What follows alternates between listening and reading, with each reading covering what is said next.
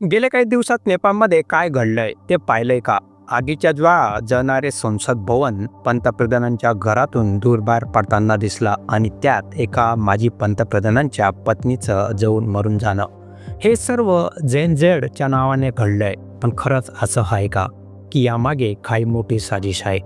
चला मी तुम्हाला सगळं सांगतो एक एक करून, आणि ते पण पुरावासह. आणि हो, हे सर्व मराठीतच, कारण आपण मराठी माणसं आहोत आणि आपल्या शेजारील देशाच्या दुःखात आपण भागीदार आहोत. आधी थोडं बॅकग्राऊंड समजून घेऊया. नेपाळ हा आपला शेजारील देश आहे. हिमालयाच्या कुशीत वसलेला, भगवान बुद्धांची जन्मभूमी आणि रामायणातील सीतेची मायका. पण गेल्या काही वर्षापासून नेपाळमध्ये राजकीय अस्थिरता आहे. पंतप्रधान के.पी. शर्मा ओलींचं सरकार, कम्युनिस्ट पक्षाची सत्ता, पण अर्थव्यवस्था डबघाईला आली आहे. महागाई, बेरोजगारी, भ्रष्टाचार हे सर्व नेपाळच्या युवकांना खायला लागलंय. आणि त्यातूनच झेडचं आंदोलन सुरू झालं. झेड म्हणजे झेड कॅपिटल, जे 1997 नंतर जन्मलेली पिढी. हे मुलं सोशल मीडियावर वाढलेली, फेसबुक, इंस्टाग्राम, टिकटॉकवर सक्रिय.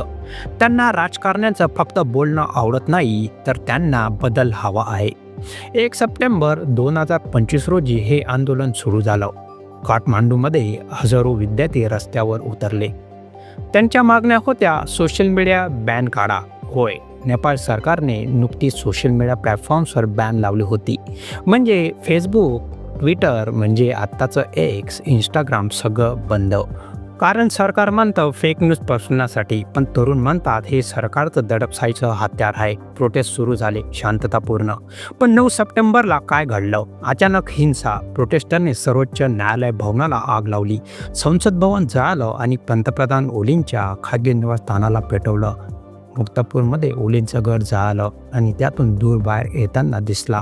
पण सर्वात शॉकिंग, माजी पंतप्रधान झलानाथ खानल यांच्या पत्नी राज्यलक्ष्मी चित्रकार यांचा जळून मृत्यू झाला.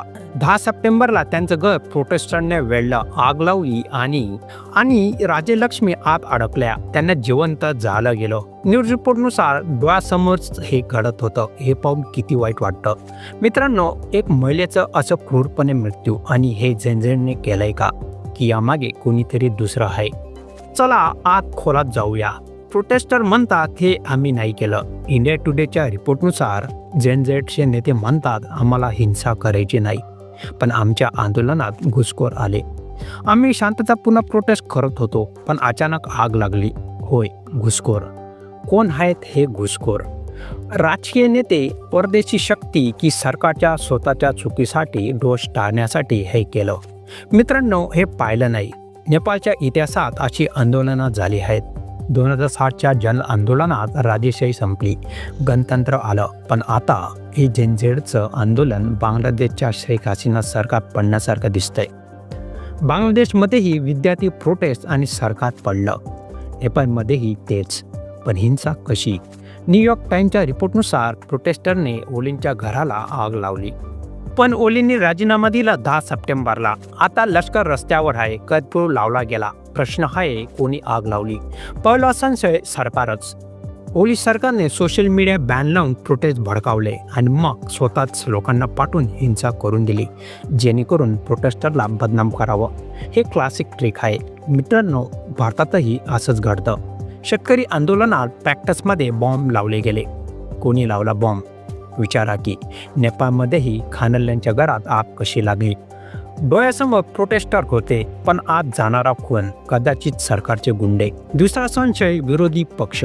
नेपाळमध्ये कम्युनिस्ट पक्ष फुटलेला आहे. ओली विरुद्ध देऊबा खानल. कदाचित विरोधांनी हे केलं, जेणेकरून ओली सरकार पडेल. हिंदुस्तान टाइमनुसार 5 वेळा पंतप्रधान झालेले शेर बहादूर देऊबा यांच्या पत्नीला मारहाण झाली. हे राजकीय बदल आहे का?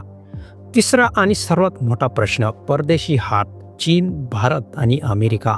नेपाळ चीनच्या प्रभावाखाली आहे BRICS प्रोजेक्टमुळे, पण भारताशीही सीमावाद आहे. कदाचित भारतविरोधी शक्तीने हे भडकावलं. न्यूजवीकनुसार हे प्रोटेस्ट अमेरिकेच्या प्रभावाखाली असू शकतात, कारण झेडचे नेते पाश्चिमात्य विचारसरणीचे आहेत. पण मी म्हणतो हे सर्व खोटं. खरा दोष नेपाळच्या राजकारणाचा आहे. ते भ्रष्ट आहेत. जनतेच्या पैशाचा वापर स्वतःच्या सुखासाठी करतात. ओली साहेब, तुम्ही म्हणता सोशल मीडिया बॅन फेक न्यूजसाठी, पण तुमची सरकार फेक प्रॉमिसेस देते ना. आम्ही रोजगार देऊ म्हणून सत्ता मिळवली आणि आता युवक रस्त्यावर. आणि खानल साहेब, तुम्ही माजी पंतप्रधान पण तुमचं घर झालं. कदाचित हे तुमच्या भूतकाळाची शिक्षा आहे. नेपाळमध्ये 30 वर्षात 13 पंतप्रधान, हे तर राजकीय मसाला आहे नाही का. राजलक्ष्मी चित्रकार यांचा मृत्यू हा नेपाळच्या लोकशाहीसाठी शोक आहे. त्यांना जिवंत जाणं हे मानवतेचं हनन आहे. प्रोटेस्टर म्हणतात आम्ही नाही केलं. इंडिया टुडेच्या मुलाखतीत एक झेनझेडचा नेता म्हणाला, आम्हाला हिंसा नको, पण आमच्या आंदोलनात घुसखोर आले कुठून, कोण आहेत हे. कदाचित ISI सारखे एजंट्स किंवा चीनचे. नेपाळमध्ये भारत चीन भांडण आहे. मधोमध नेपाळ लष्कर आता ऑर्डर रिस्टोर करण्यासाठी रस्त्यावर आले, पण हिंसा थांबले नाही. काठमांडूमध्ये आणखी इमारती जाळला. हे प्रोटेस्टर बांगलादेशप्रमाणे असू शकतं, जिथे विद्यार्थ्यांनी सरकार पाडलं. पण नेपाळमध्ये हिंसा का? कारण घुसखोर. चला टाइमलाईन पाहू. 1 सप्टेंबर प्रोटेस्ट सुरू झालं. 5 सप्टेंबर सोशल मीडियाला बॅन केलं. 8 सप्टेंबरला मोठा मोर्चा निघाला. 9 सप्टेंबरला हिंसा सुरू झाली. सर्वोच्च न्यायालय झालं. 10 सप्टेंबरला ओलींनी राजीनामा दिला आणि खानल यांच्या पत्नीचा मृत्यू झाला. हे सर्व कसं प्लॅन केलं गेलं? मी म्हणतो ही सरकारची चाल आहे. ते प्रोटेस्ट भडकावले आणि मग हिंसा करून दिली, जेणेकरून जनता घाबरेल आणि ते पुन्हा सत्तेत येतील. याला म्हणता क्लासिक डिटेक्टिव्ह ट्रिक. आता भारताच्या दृष्टिकोनातून पाहू. नेपाळ आपला शेजारील देश, आपण त्यांना मदत करतो.